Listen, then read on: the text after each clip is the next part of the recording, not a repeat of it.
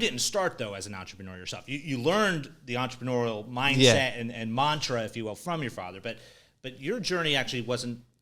You didn't begin as an entrepreneur. Like, tell us a little bit about your start. Yeah. So as far as how I started, I didn't start off as an entrepreneur. As a matter of fact, I never thought that I'd be an entrepreneur. I knew I was going to be massively successful in some way, shape, or form, but I never really knew what that looked like. I just had this idea of success, and I knew that I was bound to hit it. I just didn't know how it was going to happen. Mm-hmm. So I started off working for my dad while I was going to college. We never lacked anything, thank God. We had everything provided for us because my dad was doing really well. Venezuela was booming, and we had a great life. So I'm really grateful for my upbringing.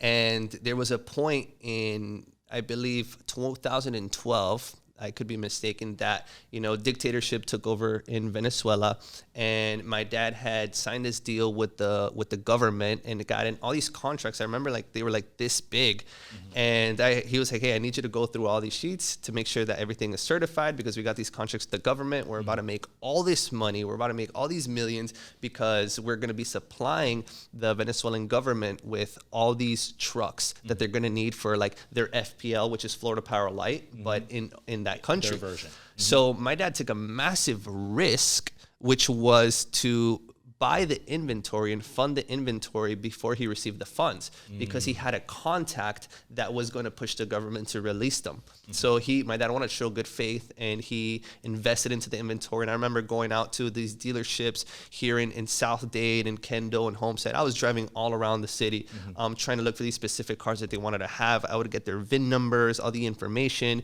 document everything, put it into a spreadsheet, and then deliver it to my dad to make sure that, everything was aligned with the orders and the contracts.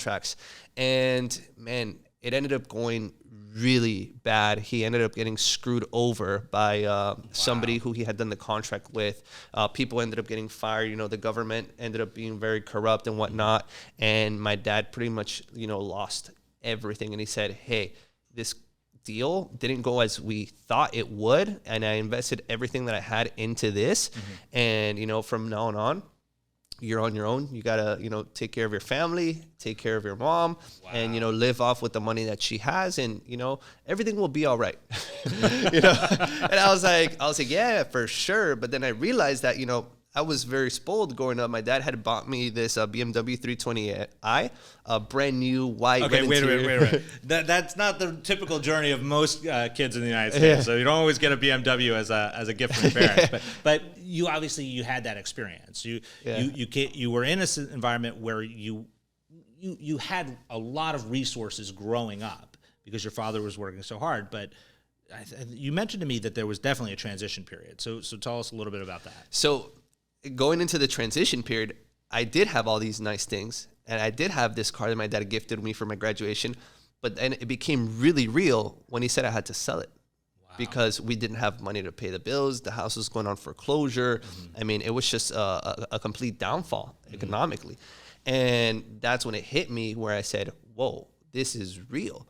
I'm going to have to go out into the world and pretty much find my way through the world to learn how to navigate, because my dad's not supporting me financially, and I got to start, making my own money. Being a man, I had to out there and doing your own thing. I had to sell that car, and I went to CarMax, got a check for it, gave that check to my dad, and there I was, back to square one. No car, just living with my parents, going to college. And I said, okay, what is it something that I can do in my life?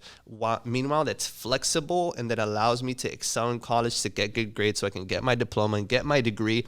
At the same time, make some money just to, cover the bills.